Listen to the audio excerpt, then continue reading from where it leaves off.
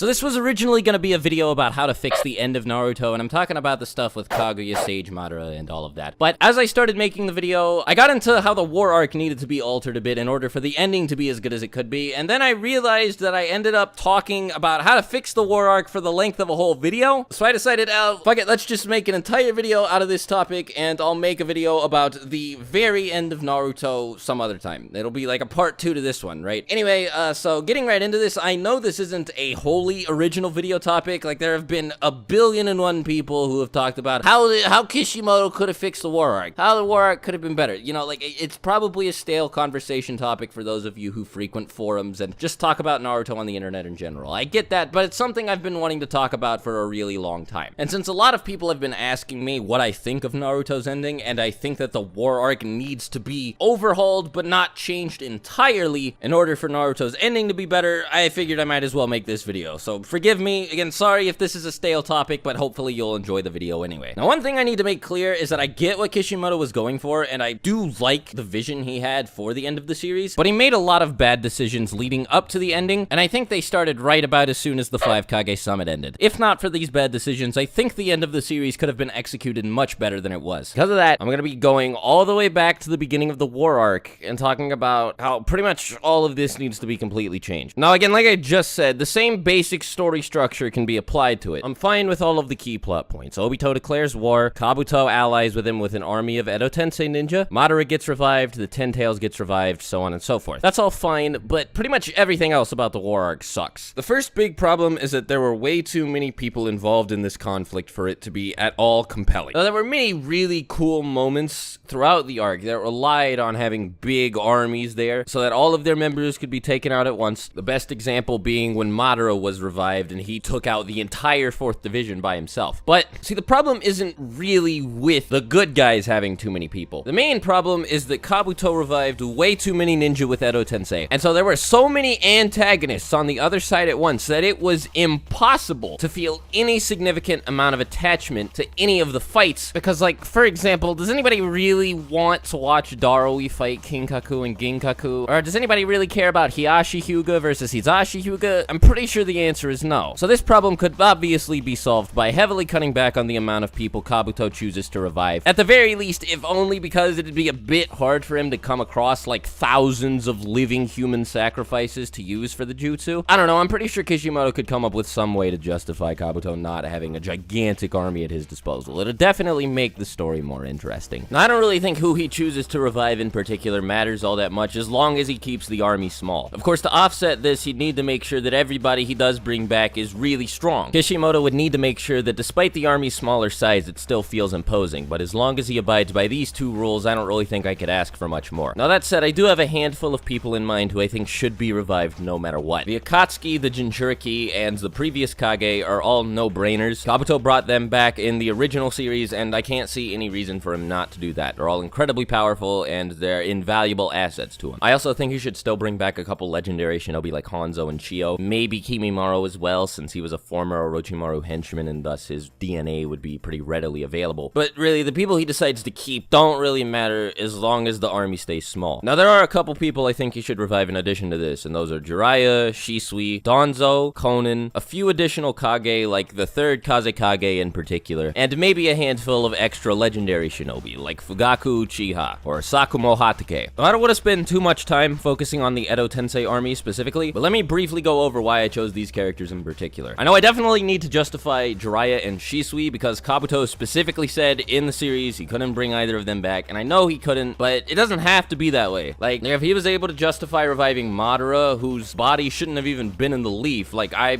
was under the impression that he left a shadow clone in his casket, not his real body, then surely he'd be able to find a way to revive Jiraiya or Shisui. I don't really care how Kishimoto justifies it as long as he brings Jiraiya back. His interactions with Naruto and Tsunade would be really emotionally touching, I think, and he'd definitely be an invaluable asset to Kabuto's army. Shisui and Danzo don't really matter all that much. I just think they'd be really nice additions to Kabuto's army, but if Kishimoto doesn't want to have them revived, then whatever. I do think Konan needs to be revived, though. I think she was a wasted character because she never got an opportunity to shine. In the Pain arc, she was constantly under the shadow of Nagato. He hogged all of the spotlight throughout that entire arc, and then the only other time we ever got to see her was when Obito killed her. So having her revived and doing a bunch of cool shit in the war arc as an Edo Tensei Tensei soldier would definitely make a bunch of Konan fans happy and would go a long way to keep her from feeling like she was wasted. The other people don't particularly matter. The only reason I mention Fugaku is because he's powerful, and on top of that, I think hearing about his revival would be enough to push Sasuke over the edge and cut his ties with Obito completely, because in the original series, that felt a little bit stilted. Like, it didn't feel natural for him to do it. So having a moment where he learns about the revival of both his older brother and his father at the hands of Kabuto, somebody who's currently allied with Obito, thus leading him to silently break off his alliance with Obito, it'd be a much less confusing way to have Sasuke switch alignments. Sakuma's there because according to lore, he's like supposedly fucking Sannin level or something. At the very least, his reputation exceeds that of the Sannin. This doesn't necessarily mean he's more powerful. Another reason is because I'd certainly enjoy a heartfelt, emotional scene where Kakashi has to fight his father, and I'm pretty sure a bunch of other people would too. But that's all, really. As long as Kishimoto makes sure the army is compact, intimidating, and full of interesting characters, then there's nothing more I can really ask for. So moving on from the Edo Tensei army itself, a couple things that need to change in the war arc overall. A lot more people need to die. And I'm talking main characters too. I also think since Kabuto's Edo Tensei army was smaller, that each of the battles involving his Edo Tensei soldiers need to be much more intimate and interesting. Like, for example, give Tsunade a moment where she hears that Hanzo's been resurrected. She'd shit herself and immediately ask to be deployed to the battlefield. And it'd be really cool to see Hanzo wiping the floor with everybody before Tsunade shows up, where she uses the fact that she's the only person on the battlefield with experience fighting against this guy to slowly turn the tide of the battle against him. It'd be an awesome character moment for somebody in dire need of one. And I think focusing on developing his characters, giving them cool moments, making the audience grow more attached to them, and things of that nature would be much more effective at making the war arc more entertaining than simply trying to create cool looking fights and expand on the universe's lore. I also think to put the allied shinobi forces at a disadvantage, it'd be smart to have a bunch of internal bickering. We saw this at the beginning of the war arc when the allied shinobi forces were forming their military, but for some reason, all of the animosity between members of separate villages seemed to disappear solely because Gaara gave a speech or something. Like, what? No, come on. Everybody shouldn't be buddy-buddy. That's boring. Spice things up a bit. Have disagreements between high-ranking military officials from different villages. Have some shinobi refuse to fight because they don't want to put their lives on the line just to protect two Jinchuriki. One plot point that Kishimoto seemed to forget is that most of the world viewed the Jinchuriki as freaks by this point in the story. There should be some members of the Hidden Leaf village who, despite the fact that Naruto saved them from Pain, feel bitter about the fact that Pain destroyed their village to capture him in the first place, and decide that they don't want to put their lives on the line just to protect him again. Besides, you wouldn't even have to make the army that much smaller to justify having a bunch of its members killed by Kabuto's Edo Tensei army. As a matter of fact, just 2 arcs prior to this one, we saw Pain single-handedly wipe out everyone in the Leaf Village just using the 6 Paths of Pain. So with the whole of the Akatsuki at his disposal, plus a handful of previous generation Kage and a bunch of other legendary shinobi, Kabuto would be able to wreak havoc on the allied shinobi forces. And it'd be cool to see disagreements cause people to die, to cause the 5 great nations to lose battles. Make the arc feel gritty, give it an overwhelming sense of danger like part 1 of Naruto had. I think if Kishimoto focused on doing all of these things, he would have made the war arc significantly more entertaining, especially if he placed a more heavy emphasis on the tactical and strategic side of combat that you generally see in the midst of war. Seeing the extent of Kabuto and Obito's craftiness would be awesome. For example, a cool scene would be having Kabuto send a reanimated Shisui into the allied shinobi forces headquarters building, then having Shisui cast Kodo Uematsu Kami on Inoichi, forcing him to transmit orders to a platoon of ninja that ends up getting them killed, something like that. Use Nagato's Rinnegan to gather intelligence from members of the allied shinobi forces. Give us scenes of the present-day Kage thinking of ways to take out the former Kage, especially considering the huge combat advantage Edo Tensei provides in its regenerative ability. It'd be really difficult for them to take out these ancient powerhouses without figuring out some kind of strategy, and this goes for just about all of the enemies that everybody's previously encountered. A handful of scenes of people thinking of ways to beat these former enemies is something that I'd be open to at least, and I'm sure that plenty of other viewers would be as well. The biggest problem with the war arc is it just felt like a series of disconnected fights with barely any tactical depth inserted at all. And it was just really boring to sit through, unfortunately. See, even when Naruto has narrative flaws or really frustrating problems, it's still at the very least entertaining to sit through, but I can't say the same about the war arc. So hopefully all of the fixes that I've listed here would do at least something to make the arc more entertaining, which would make the arcs that follow it, the Ten Tails arc, the Jubito arc, Sage Madara arc, and Kaguya arc, all at least a little bit more entertaining now that they have a much stronger foundation. So hopefully you agreed with me, though if not, feel free to let me know what you disagreed with in the comments below. If you have any other ideas for how the war arc could have been improved, of course, let let me know in the comments as well. But try to hold off on post-Madara resurrection comments. I'm gonna be talking about all the stuff that followed his appearance in the series in a separate video detailing how I think Naruto should have ended. So stay tuned for that. But yeah, until that video drops, this is gonna be all from me. So love you guys. Thank you for watching the video all the way to the end. And until my next video, I'll talk to you later. Swagkage out. Bye.